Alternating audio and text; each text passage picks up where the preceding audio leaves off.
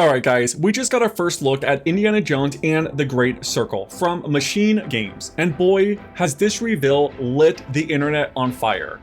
After all, it seems like what was shown is not what many of us were expecting. In fact, it seems most people were expecting a AAA, high-quality, third-person action-adventure.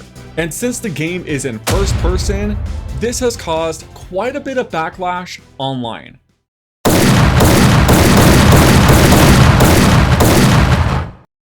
So yeah, it is apparent many people were taken back about the fact that this game is going to be first person. We even have media outlets writing articles about the FPS perspective in the game. Now before I give my thoughts of the gameplay and what I think of it, hint, I was actually impressed. I wanted to play devil's advocate for a moment and discuss why I feel like so many people are upset. IGN put this headline out. Indiana Jones in first person just makes sense.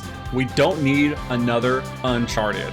The article goes on to say things like, do you really want another Uncharted game where the only significant difference is that your sarcastic hero now wears a hat? Which, in my opinion, is simply a very bad take.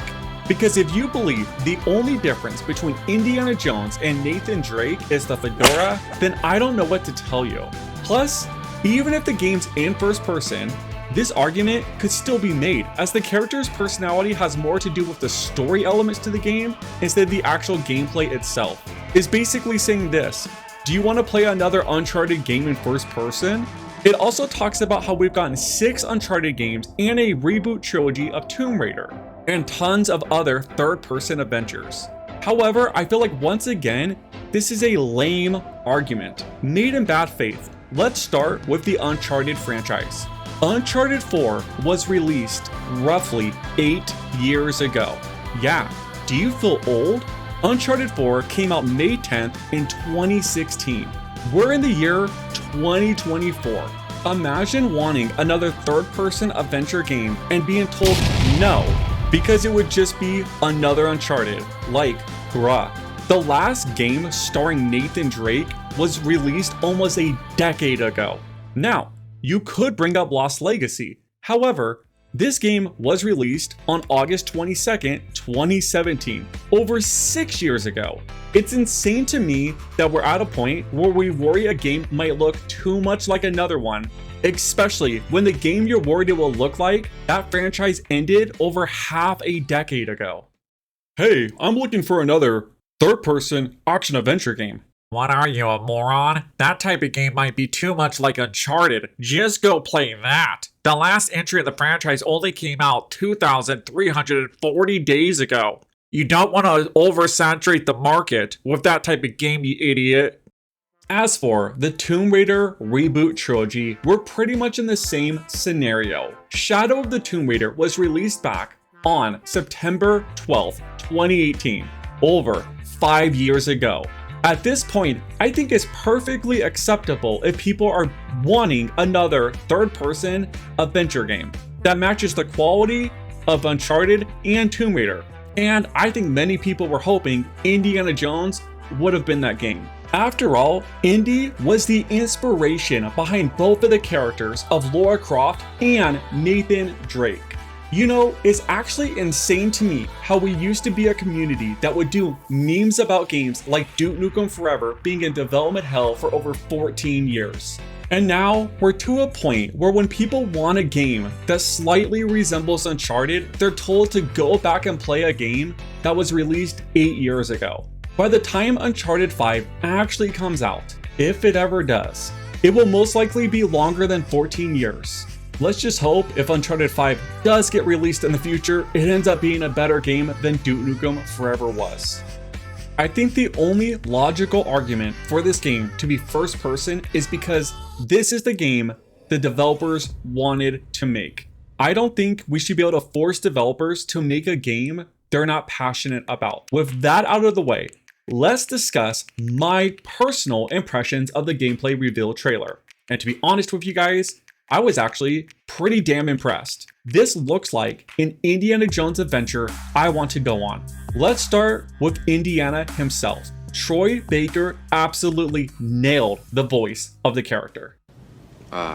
Just rumors, really. Somewhere in Asia, I think. I haven't really spoken to him for 10 years. We were friends, but, had a bit of a falling out, I'm afraid. History. Just different ways to interpret the past. Thousands of years of humanity's thoughts and beliefs, scattered and buried. Watch me.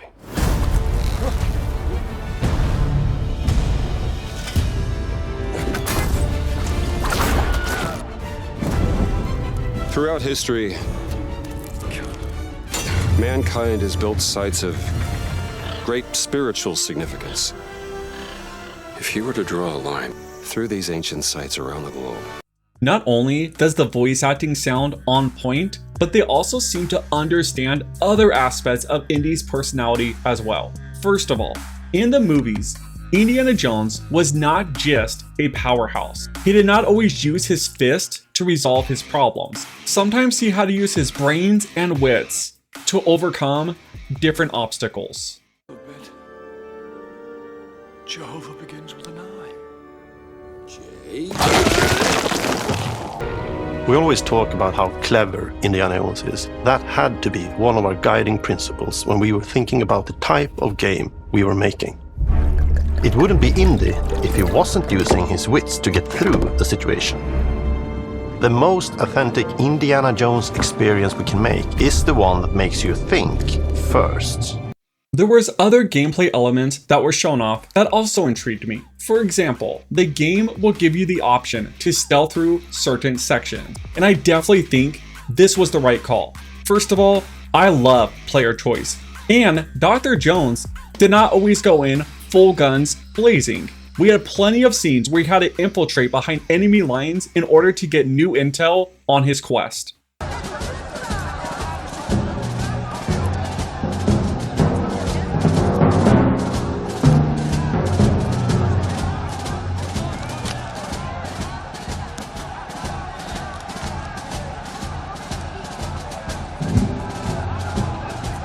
He always wants to be offering more solutions, whether it's trying a different path through the environment to get around enemies, observing enemy patrols and using them to your advantage. Now, puzzles and offering us stealth options is great, but let's be real. One of the main reasons we love the character is because he had those massive punches that felt larger than life. Every time he threw hands, it sounded like he hit some poor son of a bitch with a haymaker. And I'm happy to see the game has a major focus on melee combat, and they really seem to get those sound effects down for those punches.